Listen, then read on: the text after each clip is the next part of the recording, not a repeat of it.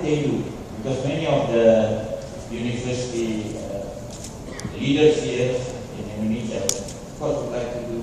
How did they do it? How did they reach from just average to become standard at webo? Well, it's hard work.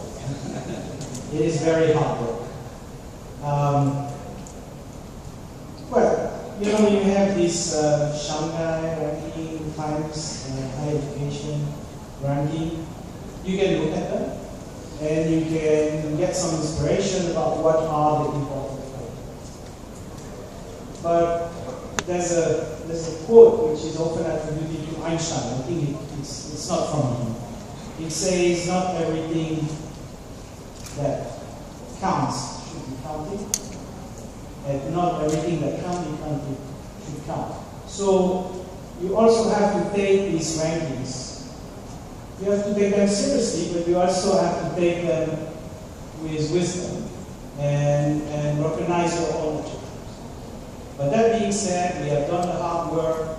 So if you look, for instance, at the publication, quantitative research, the publication in NUS is very high, and that's one of the components of this university rankings. The infrastructure is, well, I've been teaching in Europe, in America, and in Singapore. It's the best in the world. Every graduate student comes and has a computer, which is one of the latest place to work, almost an office. We have labs equipped with all the latest technologies for our students. And I'm not talking only about the computing students, but the other students as well, other departments, not only computing and information systems. And again, we are also open to not only Singapore, but the world and the region. So if you go on the campus, you will now see a lot of students from, for instance, Northern Europe, Sweden, from Denmark. I went in my class, and this also helps motivate our students and increase the quality. You know, when the motivation is high, the quality goes up. Okay, but one of the other things that we want to learn from you is not only all the things that you do right, but also so we don't have to repeat it. Do you know anything that NUS did that was proven to be wrong? Mistakes. Well, did they make any mistakes that we can learn, you know, lesson learned, so that here we in Indonesia don't have to fall into the same mistakes? Am I on the record? No. Well, okay, let me tell you a few small things. Okay? We are doing an interesting experiment. And maybe, by the way, this is one of the features of NUS. Another thing NUS and Singapore is doing right is quickly learning from its mistakes and without second thought. So you should be worried. You made a mistake, it's okay, just move on. So, for instance, we have been trying to go into e-learning in my department for the 14 years I've been in Singapore. And honestly, the first attempts were terrible.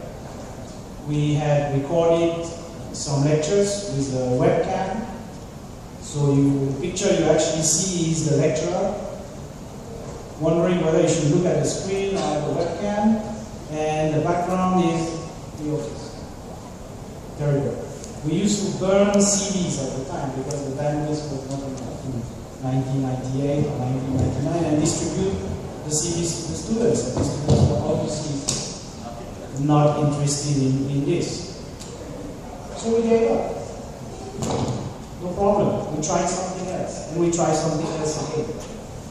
We keep trying. Every year in the National University of Singapore, some or all departments for 1 week are running an e-learning week. During that e-learning week, the students are forbidden to go to class. They should not come to the building. They should stay in their room and they should watch lectures through the different mechanisms that we have. Something we're still doing wrong is the tutorials. Okay. I understand also, you know, I in fact read your presentations that you have already prepared. I think there are some requests I got from the floor that they would like to have you presented this presentation.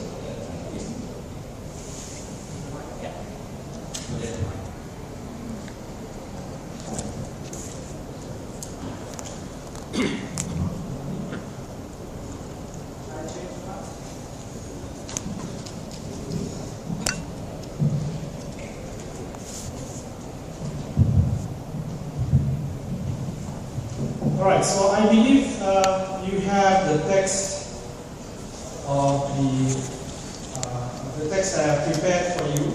So maybe what I want to do is just go through the main ideas of this presentation. I call it fast food for thought, so that we together consider the danger, not only the potential benefits, but also the danger of going too fast into the direction of ICT without a plan. And you may recognize this restaurant here if you have been walking in this hotel. It's one of the restaurants of the hotel. And well, just like education, we're talking about Harvard, for instance, it's quite exclusive. The food there is delicate if you have a chance to go there, but unfortunately it's expensive. If you haven't been to this restaurant, probably some of you know this place. Personally, I've never been there, but I heard it's a very good one. It's local, it's simple, it's affordable, and maybe it's reminiscent to us of, that one extremely good teacher we had. He was a simple person. I'm sure every one of us had one teacher like this. Very simple person, probably teaching in, the early schools, but he made an impact on our career. Probably that's why we're here, because he inspired us. Okay? So this kind of food can be inspiring, local teaching can be inspiring. Now, if we are not careful, jumping too much into the trend could lead us to this kind of universities. Well, probably just like me, you also like from time to time to get one of these, but it's very risky for your diet, it's actually dangerous for your life, it's not very good. We don't want to turn education into an international fast food chain. So in my text, in the text that I've given to you, I'm describing the story of the student Dewi. Maybe she could be an NUS student, and she's using all the things that we are deploying at NUS, watching the webcast of the lecture, let's say, on algebra. And if she has a question, she can use the end phone. This is something we have in our classes and in our webcast system, to send a text message, which will be printed on the bulletin board, and the lecturer can react. If enough students are interested in discussing a specific question, then he can digress and talk about this topic. She's also, of course, using all the tools at her disposal, Wikipedia, YouTube, Google, and we are trying to help our students to learn how to use these tools. We also advise them to use the online resources that you were mentioning. Those lecturers from MIT, for instance, I like very much Professor Giberstrom's lectures on algebra. They are fantastic. Sometimes, honestly, I just watch them just to learn how they teach. And recently, I even tried to register to some Coursera classes to see how it works. And they will here could even get a certificate or even some credit from American universities from these systems. We have exchange programs at NUS, so our students are moving outside Singapore, going to collaborating universities in Europe, in China, in America. And maybe one of David's friends, Ida, she's in California. but they can keep in touch. Because of course they are on Facebook, they are on Twitter, I'm sure many of you are, I'm sure your children are on Facebook and Twitter. And we have online tutorial sessions, so they will join the online tutorial session. And in fact, for the moment, the software is pretty much the same as maybe one of these girls is using to chat with a man every day. It's Skype, you know Skype.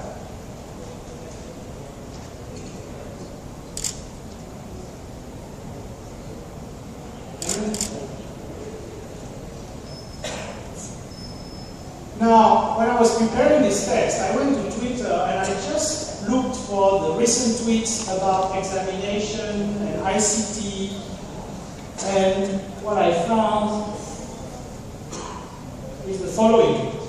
Actually, I attribute it to my character here in the text, but it's a real person who tweeted this. I failed my exam, but it doesn't matter, I will do it today. Well, this is the fast food. You know, this is what we don't want. We don't want that the students, because of technology, lose the interest and lose the access to the content. In fact, the CEO of, the president of CBS, Fred Friendly, who passed away a few weeks ago, basically said that technology can become bigger than the content. Of course, it's a great medium for instruction, and it always has been the case. I mean, when people started to invent paper or wax tablets or the printing press, you know, it revolutionized the way we are teaching. Information communication technology is already revolutionizing the way we are teaching. So we cannot let that happen without a blueprint. We have to understand what we want.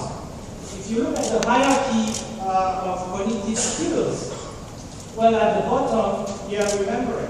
Why remembering? Because if you don't have books, if you don't have computers, if you don't have the internet, you better know the facts before you move to the next level, which is understanding. You can't go away.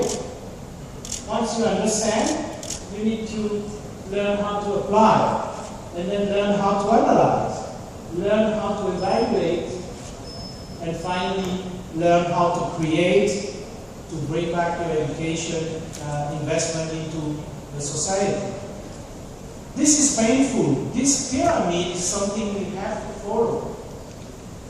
Can ICT help us to change this pyramid?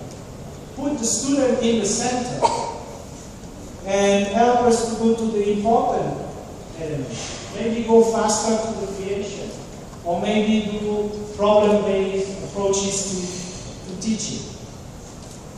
Basically, facilitate the access to the higher order skills. Now, I know that some parents, some educators even, myself perceive these changes as a threat. This is not new. Socrates himself was talking about books. And he recognized that, you know, if you rely on a book, you're not talking about memory anymore. You're just talking about a reminder. And he said, by telling the students of many things without teaching them, you will make them seem to know much, while for the most part, they know nothing. And I'm sure many of you have this fear that when the students are relying on the ICT tools, then they are not learning anymore. They just give us the impression that they are learning. In fact, I heard about a PhD student. This is a true story. He was doing a PhD on lasers, and by one of his committee members, he was asked, what is the speed of light? And he could only say, light is fast, very fast. He could not remember, he had in fact never learned the speed of light. Now I should be ashamed, because to prepare this presentation, I actually Googled speed of light. So this is the dilemma. We don't need to remember the speed of light. But what kind of scientists are we if we do not remember the speed of light? This is something we have to think about. So what we need is to design an environment where ICT and maybe the traditional classroom where some superstar lecturers are mentoring other lecturers in different parts of the country. Probably something where there is a social network of educators, students, players from the civil societies, future employers, that create this blended learning. But this is something that has to be designed. This is not something that is going to come out of the blue. Now, I don't want to limit the discussion, as I said, between students and teachers. Once again, it's a problem of creating an ecosystem where the industry, the media surely, the government, the civil society, simple citizens, and students and lecturers can work together. Why? Because, education, universities, schools, is more than just training workers. It's more even than just training citizens.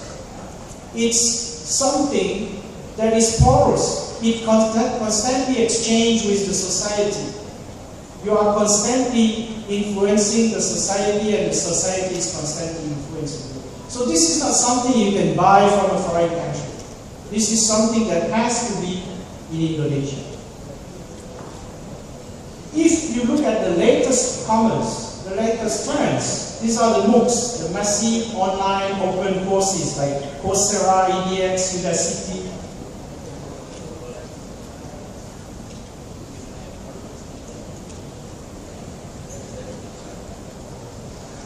Udemy. Well, this is the next thing. So, are we just going to watch them? Or shall we use them in a way which is integrated in this ecosystem that I'm talking about? I actually do not speak much Indonesian, but let me try and read this. Kalau harus bicara pada mereka dengan bahasa yang mereka tahu. So this sentence, of course, I read it in English first. It happens that the character who says that is called Jean-Marie, is a French character in the novel of Pramediator. And that concern that Pramediator had at the time to be able to teach what is needed for his country is one that we should still have, whether it's Singapore or whether it's Indonesia. Once again, we should think about the international level, of course, the regional level, but also the local level. So the MOOCs are very good. They can bring you the voice of these top universities in the world, but they should be integrated and maybe adapted. Maybe there should be a MOOC for Indonesia. There are enough Indonesian students to do a massive online Indonesian open course so that we can achieve this ecosystem. So my conclusion is that what is needed is a localized design for an education which uses ICT but is sustainable. There is no point to bring a new gadget that you will not use for any purpose, just for the fun of it. It must be inclusive. That means it's not just for the elite, it's not just the expensive restaurant, but it also talks, I heard you were concerned with students in Papua, okay? It should talk to every student, it should talk to everyone. And that should not be at the cost of excellence. So of course every one of you will think, but how can we teach excellence to all students? You mentioned one experience, can it be scaled? Well, that is a question for us. But excellence should be the excellence of the system in the first place. If the system is excellent, then the result should be excellent. Thank you very much.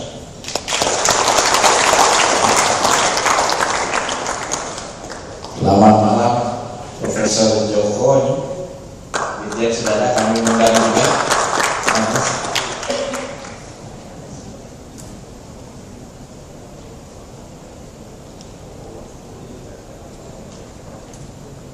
supaya saya nggak bisa KKN, saya declare aja Pak Joko ini masih ada hubungan saudara dengan saya.